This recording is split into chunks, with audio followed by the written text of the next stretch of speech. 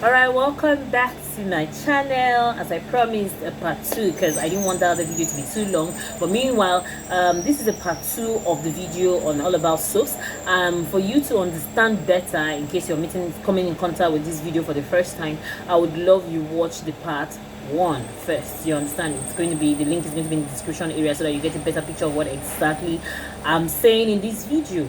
All right, this is a continuity, obviously, and I spoke about the liquid soap. Now, this was the liquid soap I projected forward, and I told you is made with the potassium hydroxide. It looks like honey, right? Yeah, it's made with potassium hydroxide, another form of lye, which I explained in my part 1 video. I don't need to explain so much again in this video. Now, this is a hot process soap. And you know what? I love this soap, to be honest with you. And the fact why I love this soap is the fact that it doesn't strip your skin of its moisture. If there's anything it even does, it increases the moisture of your skin. Are you surprised? Yes.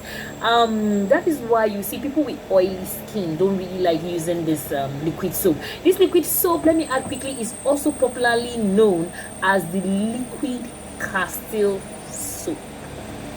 Yes. And this liquid Castile soap, I made it with 2 types of oils. Like here, I'm based in Nigeria, and actually I'm from the northern part of Nigeria, even though I'm based in the southern part of Nigeria.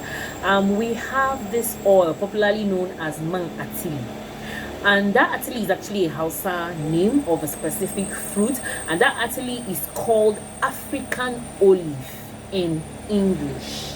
Do you understand? So I made this my liquid Castile soap, because the liquid Castile soap is good. You make it's advisable you make it with at least soft oils. Yes, soft oils that have long lifespan. Now this mang atili that I called you, that is also known in English as the African olive, has a long lifespan. So I combined the mang atili and that's the African olive, and then with the normal olive oil.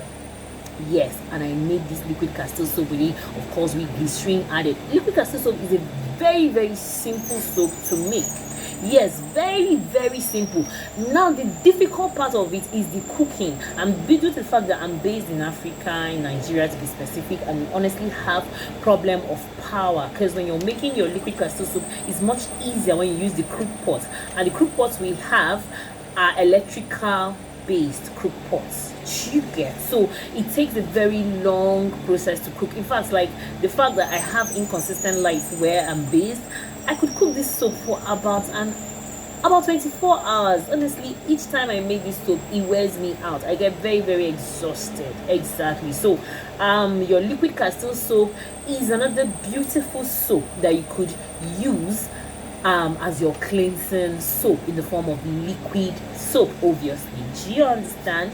And when you watch my part 1 video, you would understand where I spoke about the cold process soap, that's the bar soaps to be specific. Now I said in my part 1 video that I had 2 liquid soaps here, but let me shock you. Before I shock you, let me show you the consistency of this soap.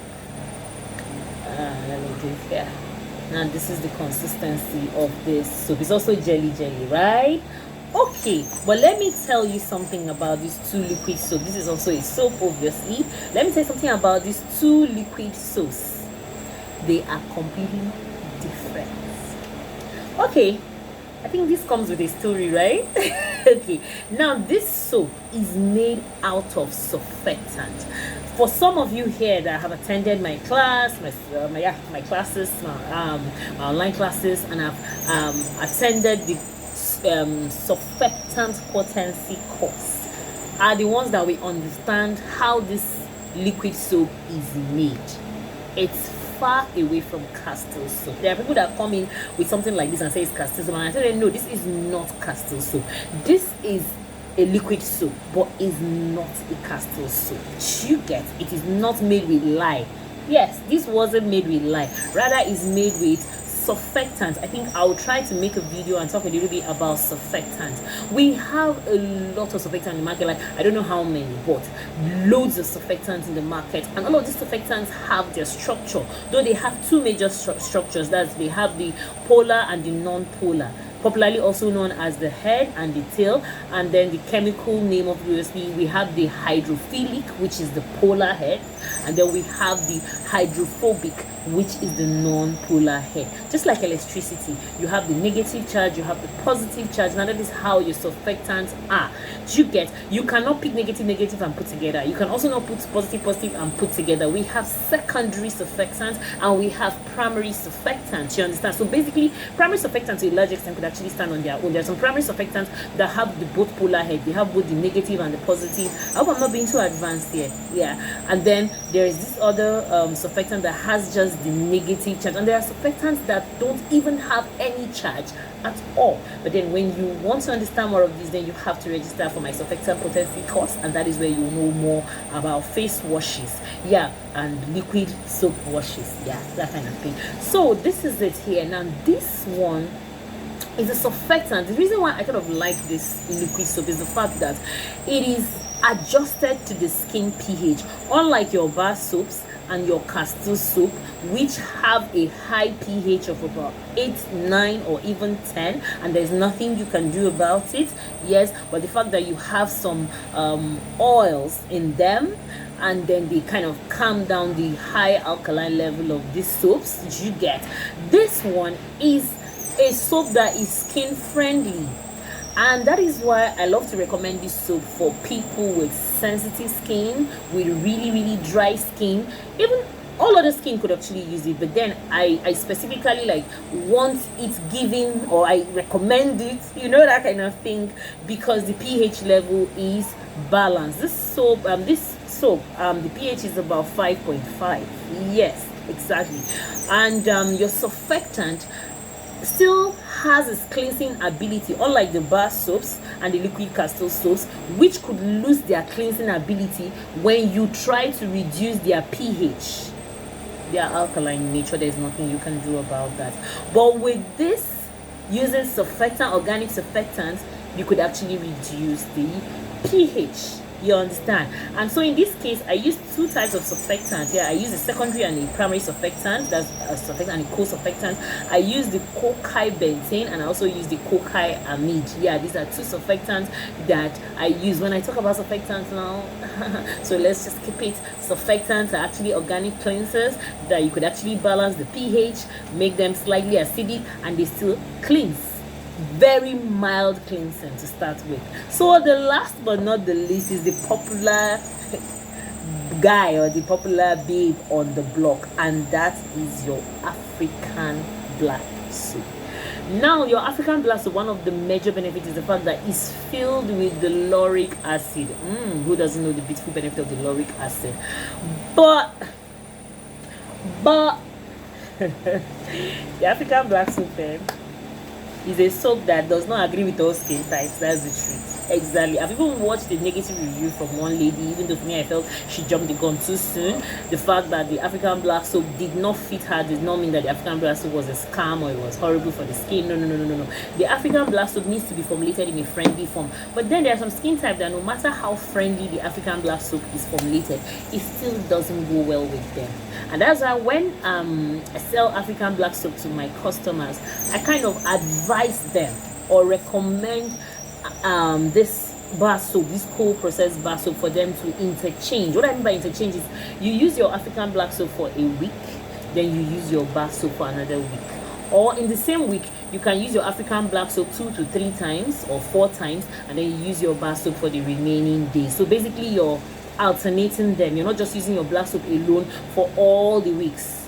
Do you understand? So as to just kind of will I add more nourishment? Let me use the word add more nourishment, add actually more moisture. Do you understand? Because with your African black soap, to be honest with you, because it's something that you cannot easily adjust the pH, to be honest with you. Even if you think you have adjusted the pH, African black soap can be very unstable. You might think at the process of the formulation you had reduced the pH, but give it some weeks, it's back to its alkaline state. Do you understand? It's something you cannot do anything about. That's the truth. And that's why you see African black soap is not so incorporated in cosmetic formulas, because they are a little bit stiff.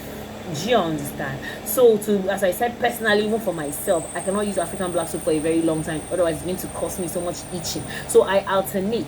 Do you understand? I use the African black soap this week, next week I use the bar soap. So basically, I hope with this information I've put forward, you kind of have an idea. You be like, okay, now some of you be like, okay, I now know why the African black soap does not go well with me. Okay, I now know why the liquid soap is like this. Okay, I now know, you understand? Because someone with an oily skin, if they use this liquid soap, they'll now notice that the oil on their faces is increasing. You understand? And then maybe someone with a sensitive skin, when they use this, they are very comfortable and they wonder, this liquid soap, it works for me, it doesn't dry out my skin. You understand, kind of thing? So you get to understand the dynamics of the soap. Do you understand? So in that case, you don't get scared, you don't get panic, you don't get confused as to why this person is using this soap and is suitable for their skin. And don't forget, we have different skin types, obviously, and you wonder why this person is using this soap and it's suitable for them, but when I use it, it's not suitable for me. Why is this person using this soap and it's not suitable for them, but when you use it, it's suitable for you? So now I hope I've given you a broader picture of what soaps are like in different forms, in different types, with different formulations, and why they could actually go south in some cases, or they could go well in some cases. So that's it. Please don't forget to subscribe to my YouTube channel, like my videos, share my videos if you can. Thank you so much. Feel free to drop your questions in the comment section, and also drop some video suggestions. Maybe there are some things you want to know, and I don't just want to be the ones this year 2022. Let me don't just be the ones stuffing you with my topics or with my video content. I want you to also give me content that I can bring forward to you. I could explain whatever exactly you want in your skincare and even your hair care products. I am here to help, and my name is Asma Zakari. Thank you so much, and please don't forget to subscribe to my YouTube channel if you're not yet subscribed. If you're subscribed, thank you so much for coming back to watch my videos. I really appreciate. Thank you so much, and see you in another video. Bye. Meanwhile, choose your soaps wisely. All right, bye.